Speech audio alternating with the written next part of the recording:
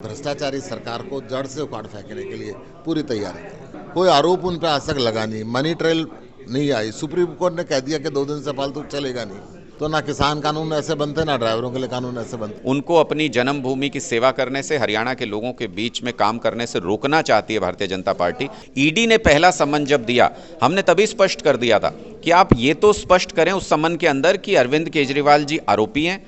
देखिए, इनका तानाशाही रवैया है, इनके साथ दिक्कत यही है कि ये करने से पहले नहीं पूछते हैं। इनको शिकस्त मिलेगी 2024 में। ये जो बदलाव का मैसेज है, ये हर घर में पहुंचेगा हरियाणा में। कि संघर्ष की राह हमेशा कठिन होती है और इस पे चलना बड़ा मुश्किल होता है, परंतु लोगों की जब अंतर आत्मा में आप उतरोगे तो वे बदलाव चाहते हैं। आने वाले समय में रास्ते बड़े मुश्किल होंगे कि गरीब तबके को हमेशा से दबाने की कोशिश करते हैं।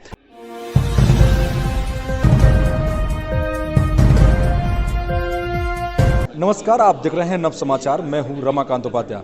आम आदमी पार्टी के प्रदेश अध्यक्ष और राज्यसभा सांसद सुशील गुप्ता हमारे बीच में डॉक्टर साहब मौजूद है। डॉक्टर जी, आज आपने प्रेस कॉन्फ्रेंस की है, 28 तारीख को रैली करने वाले हैं, केजरीवाल पहुंचेंगे।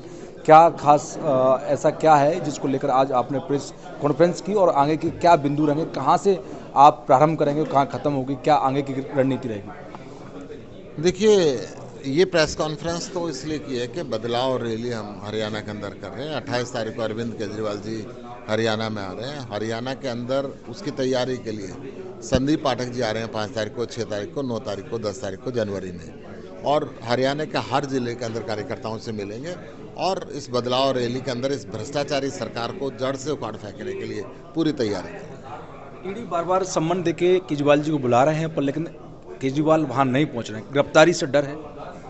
डर नहीं है, हम जांच में सहयोग करने के लिए पूरे तरीके से तैयार हैं, परंतु इसकी टाइमिंग देखिए। 1.5 साल से इंक्वायरी चल रही है, कोर्ट में चार्जशीट पेश हो चुकी है, 1 साल से मनीषी को बंद करके रखा हुआ है, कोई आरोप उन पर आज तक लगा नहीं, मनी ट्रेल नहीं आई। सुप्रीम कोर्ट ने कह दिया कि 2 दिन से फालतू चलेगा नहीं, और अब इनका सम्मन मिलने से पहले बीजेपी को 1 दिन पहले प्रेस कॉन्फ्रेंस कर देते हैं, तो क्या बीजेपी के ऑफिस में बैठ के बनते हैं? फिर अरविंद जी ने कहा था कि ये दोषी के नाते बुलाया है, गवाह के नाते बुलाया है, चीफ मिनिस्टर के नाते बुलाया है, आम आदमी पार्टी के राष्ट्रीय संयोजक के नाते बुलाया है, या अरविंद केजरीवाल के व्यक्तिगत बुलाया है, वो बताएं। वो भी उन्होंने आज तक नहीं बताया। ये केवल अरविंद केजरीवाल जी को इस लोकसभा के चुनाव से पहले रोकना चाहते हैं, उनके बढ़ते हुए कदमों को रोकना चाहते हैं। आज पूरे देश में हर पार्टी लोकसभा चुनाव की तैयारी कर रही है, सरकार भी कर रही है, परंतु अरविंद केजरीवाल को रोकना चाहते हैं। अच्छा डॉक्टर साहब, एक चीज़ और, जब आप देख रहे हैं कि संजय सिंह और पहले से सत्येंद्र जैन साहब या फिर सुसंध्या जी पहले से जेल में हैं, ईडी ने उनको अंदर कर रखा है, अगर उनके खिलाफ कोई एविडेंस नहीं मिलता है अभी तक, तो वो किस रूल के तहत अंदर रखते हैं?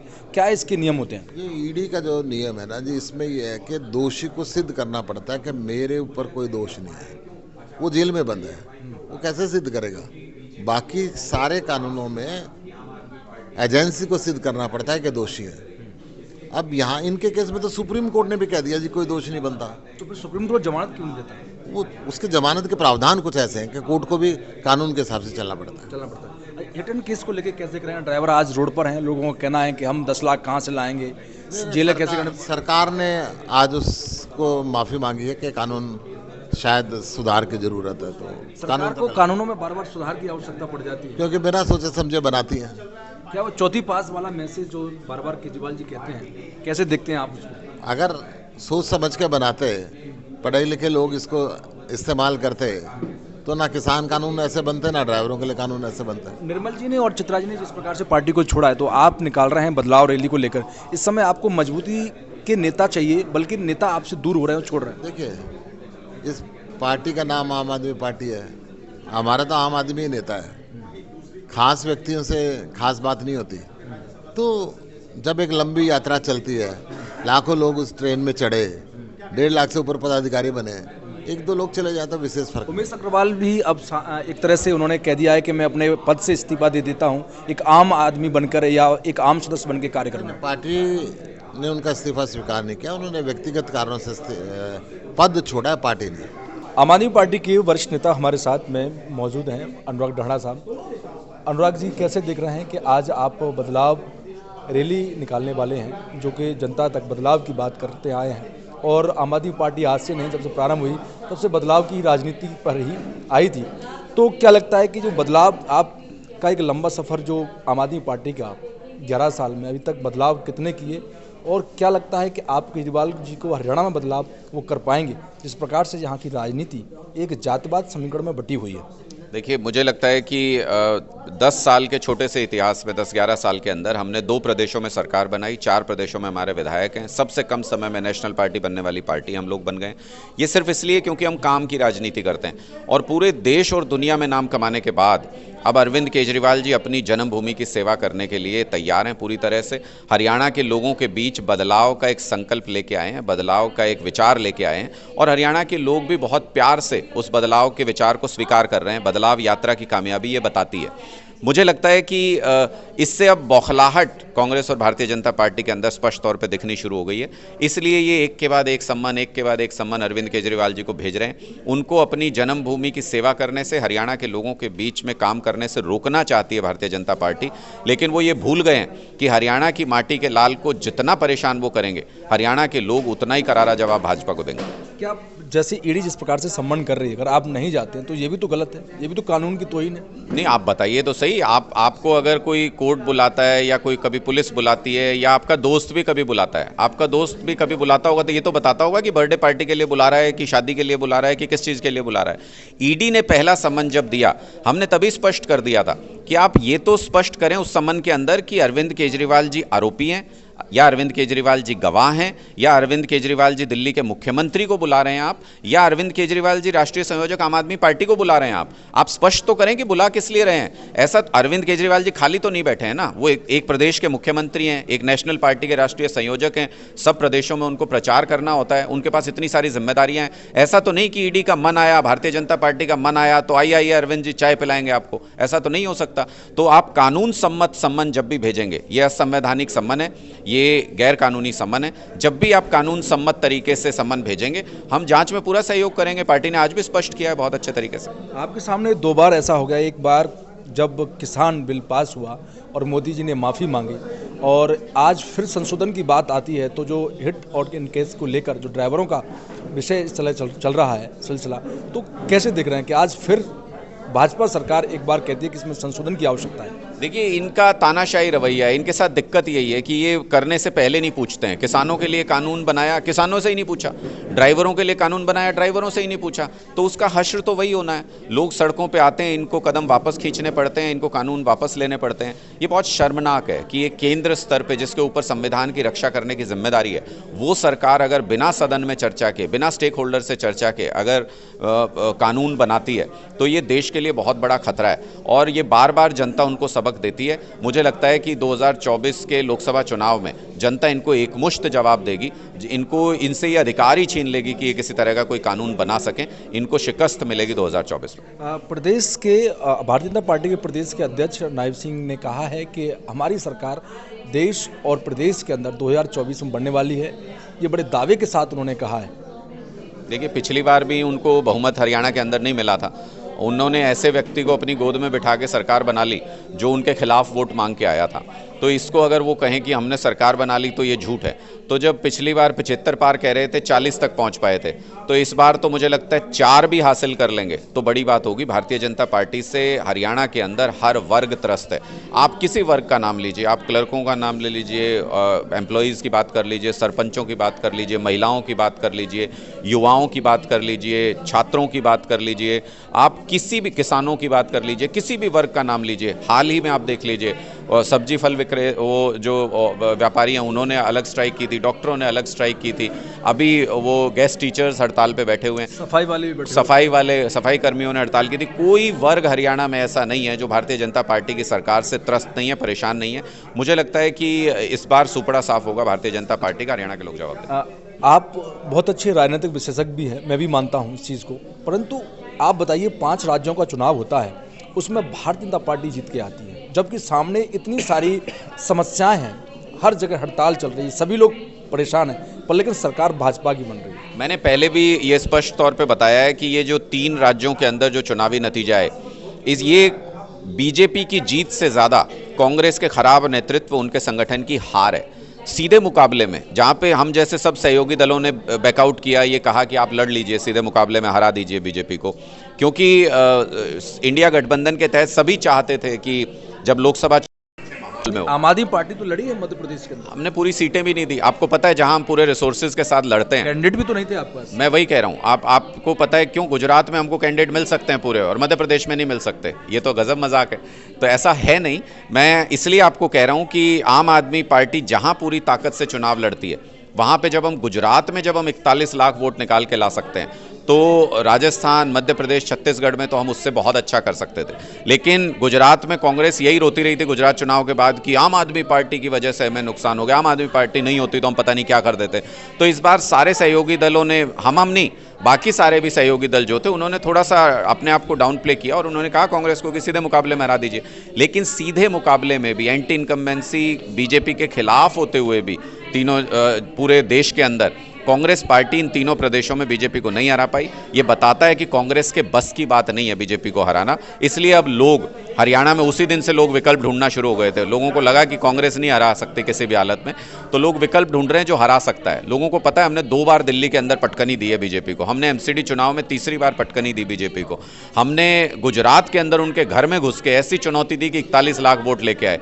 तो इसलिए लोगों को लगता है कि आम आदमी पार्टी के पास वो स्ट्रेटेजी भी है, वो प्लानिंग भी है, वो संगठन भी है, वो नेतृत्व भी है जो बीजेपी को पटकनी दे सकता है। इसलिए हरियाणा में लगातार हमारी ताकत उसी दिन से बढ़नी शुरू हो गई जिस दिन 3 प्रदेशों के रिजल्ट आए। अब आगे कैसे दिख रहा है? 2024 चुनाव है और उसमें आम आदमी पार्टी का हरियाणा में क्या रहेगा? क्या लगता है आप यहाँ कांग्रेस को हरा के और भाजपा को हरा के इस बार सरकार बना लेंगे आप? हरियाणा में 2024 में आम आदमी पार्टी पूरे बहुमत की, और वो भी एक तरफा बहुमत की सरकार बनाने जा रही है। इसमें 1% का भी कोई शक नहीं है। अरविंद केजरीवाल जी पूरा रिव्यू करने के बाद इस बात की घोषणा भी कर चुके हैं कार्यकर्ता सम्मेलन के अंदर, और कोई ऐसा और संगठन आपके साथी छोड़ रहे हैं। निर्मल सिंह चित्रा जी ने छोड़ दिया। क्या हुआ? 11,000 पदाधिकारी हमारे यहाँ पूरे प्रदेश के अंदर, मान लो 2 पदाधिकारियों ने किसी ने छोड़ दिया तो 10,998 पदाधिकारी तो आज भी कर्मठता के साथ अपने काम में लगे हुए हैं और रोजाना नए लोग जुड़ रहे हैं पार्टी के साथ। तो मुझे नहीं लगता कि ये कोई महत्वपूर्ण विषय है। व्यक्ति महत्वपूर्ण नहीं होता है। हमने पहले ऐसा अचानक क्या हुआ ढाणा साहब कि आप तो प्रदेश में उपाध्यक्ष भी हैं, कि अगर ये देखा जाए कि एक दिन पहले वो रैली करती हैं 2 दिन पहले और उसके बाद दूसरे दिन अपना इस्तीफा दे देती हैं। देखिए, ये तो उनको बताना पड़ेगा, और जब आप जनता के बीच में राजनीति करते हैं तो आपको जनता को जवाब देना पड़ता है। जैसे जेजेपी ने लोगों से कुछ कह के वोट लिया, समर्थन लिया, और उसके बाद बीजेपी को समर्थन दे दिया, तो आज जेजेपी इस हालत में है कि उसको कोई एक भी वोट नहीं देगा, तो आपकी क्रेडिबिलिटी खत्म होती है। उन्होंने हमें जो इस्तीफा भेजा पार्टी को, उसमें तो लिखा था कि व्यक्तिगत कारणों से वो पार्टी छोड़ रहे हैं, कोई किसी तरह का कोई मुद्दा हमारे समक्ष आया नहीं जो उन्होंने बताया। तो ये उनका अपना राजनीतिक डिसीजन है, लेकिन उनको अपने लोगों को जस्टिफाई करना पड़ेगा कि जिस बदलाव के लिए वो निकले थे, किस दबाव में आए, कि क्या कारण रहा जिसकी वजह से वो बार बार पार्टी बदल रहे हैं, क्या वो अपने लोगों को सहमत कर पाएंगे? मुझे नहीं लगता, क्योंकि जब संगठन छोड़ के गए तो उनके साथ उनके अपने एरिया के भी लोग नहीं गए, सारा संगठन यूं का यूं है। 1-2 उनके जो समर्थक थे वो उनके साथ छोड़ के गए। तो मुझे लगता है उन्होंने अपनी क्रेडिबिलिटी का नुकसान किया। पार्टी ने तो सम्मान देने में कोई कमी नहीं की थी। दोनों पिता पुत्री को बहुत सम्मान पार्टी ने दिया। अनुराग ढाणा चुनाव लोकसभा का लड़ेंगे, विधानसभा का? जहां पार्टी कह देगी। मैंने बहुत स्पष्ट तौर पे अरविंद जी को ये कहा हुआ है कि 10 की 10 लोकसभा सीटें और 90 की 90 विधानसभा सीटें। आप उंगली फिरा के मैप पे हाथ रख दीजिएगा और वहीं से हम जीत करके दिखाएंगे। हम सारे हरियाणा के अंदर बदलाव के लिए संघर्ष कर रहे हैं, एक एक सीट को मजबूती से तैयार कर रहे हैं। तो हम उनमें से नहीं है जो पर्दे के पीछे छुप के कोई सीट सिलेक्शन करके ये कहें कि हम यहीं से लड़ना चाहते हैं। खुली चुनौती है। आप जहां से कहें पूरा हरियाणा त्रस्त है, वहां से हम मजबूत टक्कर देंगे, बदलाव लाकर दिखाएंगे। ठीक, थैंक यू।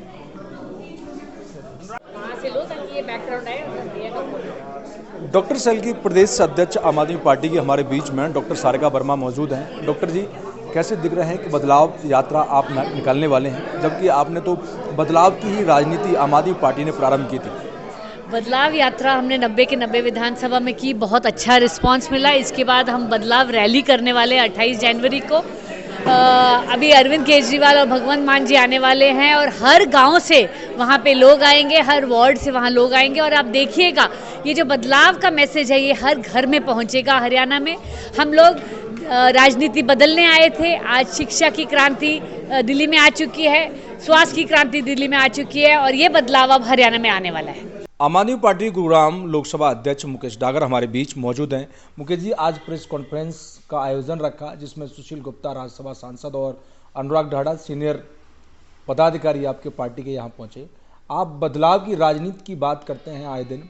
जब ये पार्टी का गठन हुआ तब भी बदलाव की राजनीति का एक संदेश दिया गया था। क्या लगता है आपको कि आप दिल्ली पंजाब की तरह हरियाणा में भी 2024 में अपना जो अनुभव है आम आदमी पार्टी का, उससे आप जीत के आ पाएंगे? जो भी हमारे जो संघर्ष के साथी हैं और जो ईमानदारी की राजनीति करना चाहते हैं, वो इस भ्रष्टाचार से मुक्ति पाना चाहते हैं और बदलाव चाहते हैं। हरियाणा के अंदर भी हमने बदलाव यात्रा के माध्यम से जनता को जागरूक करने का काम किया। और आज प्रेस की जो हमारी जो मीटिंग थी, पत्रकारों से जो हमारे प्रदेश अध्यक्ष और जो वरिष्ठ हमारे उपाध्यक्ष जी आज अनुराग ढांडा जी आज रूबरू हुए और उन्होंने बताया कि संघर्ष की राह हमेशा कठिन होती है और इस पे चलना बड़ा मुश्किल होता है, और जो ईमानदारी से प्रयास करता है वो हमेशा सफल होता है। तो हम ईमानदारी से प्रयास कर रहे हैं। आम आदमी पार्टी ईमानदारी से प्रयास करके आगे बढ़ रही है और जनता को जागरूक करने का, और हमारा कोई सत्ता से कोई ज़्यादा मोह प्यार हमारा ऐसा कुछ है नहीं कि हम सत्ता में ही आना चाहते हैं। हम लोगों को उनके अधिकार के प्रति जागरूक करना चाहते हैं और हम उसमें हम कामयाब हो रहे हैं और कर रहे हैं। आप ईमानदारी की बात करते हैं, 3 नेता आपकी जेल में बंद हैं। बिल्कुल, मैंने आपको पहले भी कहा है कि ईमानदारी के रास्ते हमेशा मुश्किल होते हैं। उनको जेल का भी रास्ता दिखाया जा सकता है और दूसरे तरीके से उनको परेशान भी किया जा सकता है। मैं कहता हूँ ईमानदारी से अगर कोई काम करता है तो सच्चाई हमेशा मुश्किल होती है, और सच्चाई का जो घूंट पी लेता है वो आने वाले साल में जमानत नहीं। बिल्कुल, ईडी के कुछ रूल रेगुलेशन ऐसे हैं जिनमें जमानत नहीं होती, परंतु उनके ऊपर कोई भी आरोप अभी तक हमारे जितने भी नेता उन पे आरोप सिद्ध नहीं हुए हैं और किसी भी आरोप के अंदर अभी तक किसी को सजा नहीं हुई है। ओनली कस्टडी है, और कस्टडी को वो कितना लंबा उसको परेशान कर सकते हैं। अभी तो एविडेंस सत्य परेशान हो सकता है, हार नहीं सकता। अच्छा, डर रहे हैं केजरीवाल जी ईडी के पास जाने के पास? केजरीवाल जी अगर डरते तो राजनीतिक में ही नहीं आते। तो केजरीवाल साहब डरते नहीं है, ईमानदारी से प्रयास कर रहे हैं और उसमें वो सफल होंगे। बदलाव यात्रा निकाल रहे हैं आप लोग, रैली निकाल रहे हैं, क्या लग रहा है इस समय? हमेशा केजरीवाल जी उत्तर और पश्चिम की तरफ जाते हैं, दक्षिण में आएंगे इस बार? आपका लोकसभा में क्या हो सकती संभावना है कि यहाँ पर बदलाव की, यहाँ भी रैली की जाएगी? देखो, मीडिया के माध्यम से जरूर ये पार्टियों का जो प्रलोभन और आपको सत्ता का पक्ष दिख रहा है, परंतु लोगों की जब अंतर आत्मा में आप उतरोगे तो वे बदलाव चाहते हैं। और हमने जो दिल के अंदर लोगों के अंदर बदलाव किया है और उनको उनके अधिकारों के प्रति जागरूक किया है, हम उसमें सफल हुए हैं, हम ये कह सकते हैं। आपके सामने राव इंद्रजीत है लोकसभा में, इस बार फिर चुनाव लड़ेंगे शायद, तो क्या लग रहा है कि आप राव इंद्रजीत को लोकसभा में गुड़गांव से आम आदमी पार्टी, या फिर मुकेश जो कि आज आम आदमी पार्टी के लोकसभा अध्यक्ष हैं, उनको आप बदलाव कर पाएंगे उनका? दिल्ली के अंदर ऐसे एमएलए थे जिन्होंने Guinness of the world record बनाया हुआ था जीतने के बाद, जिसमें मुकेश शर्मा जी भी थे और कई थे। जो शीला दीक्षित कहती थी जी हारेंगी नहीं, वो हारे। चिन्नी जो कहते थे कि भी हारेंगे नहीं, दोनों से हराया उनको। बादल जी कहते थे कि सूर्य मेरे पंजाब के अंदर सूर्य मेरी कोठी से निकलता है, उनको भी हराया। सिद्धू जी को हराया। तो आप कांग्रेस में सेंध लगा सकते हैं, भाजपा में कैसे सेंध लगाएं? मैं यही कह रहा हूं कि जो कह रहे थे कि हमारे राजनीतिक सूर्य अस्त नहीं होते, उनके सूर्य राजनीतिक में अस्त हुए। और राजाशाही का तो हम हमेशा से विरोध करते आए हैं, इसलिए हमारी पार्टी आम आदमी पार्टी है और आम आदमी पार्टी का हर व्यक्ति जागरूक है और राजाशाही को खत्म करने के लिए तैयार बैठा है।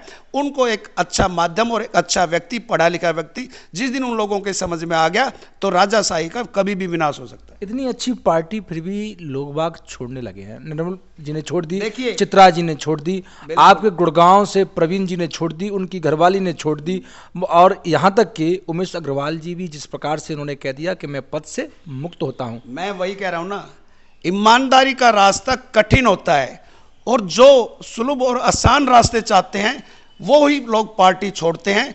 जो कठिन और जो परिश्रम करता है वो सत्य पे चलता है। और जो ये लोग जो जा रहे हैं, मैं ये कह सकता हूं कि ये एक आसान रास्ता चुन रहे हैं। कि हम वहाँ जाएंगे तो हम वहाँ जीत जाएंगे, परंतु जनता बदलाव का मन बना चुकी है। आसान रास्ते चुनने वालों के लिए आने वाले समय में रास्ते बड़े मुश्किल होंगे। अच्छा मुकेश जी, एक बात बताइए, आप 2 दिन पहले रैली करते हैं, फूलों से आपका स्वागत किया जाता है, सम्मान किया जाता है, आप रोडों पर काफिले के साथ में निकल रहे हैं और 2 दिन बाद आप इस्तीफा अचानक से पार्टी को दे दें, तो कुछ इसमें घोल और झोल और कुछ परेशानियां का कुछ बर्डन नहीं है? कोई घोल नहीं, कोई झोल नहीं है।